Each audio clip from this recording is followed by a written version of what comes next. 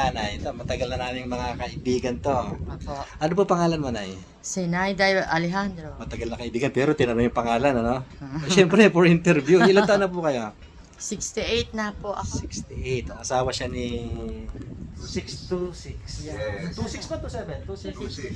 26. 27 si Way, no? Opo. Ayos. Si Way. Sige. Nung pumunta kayo dito, ano po yung nararamdaman nyo? Naramdaman ko masakit ang yung balakang ko. Lower back. Opo. Tapos yung pag lumalakad po ako, kayo ko na. Parang kuba, ano? Kuba na Kaya ako. matangkad kayo, pero maliit kayo tignan, ano? Tapos Pero masakit yung ngayon- mga balikat. Ngayon, Ngayon, tignan mo maganda naman. na po. Nawala yung sakit ng Tsaka balikat ano? ko. Tsaka straight na. Straight na ako. Dati kasi naka-ganon siya, Opo, naka-slouch. Opo.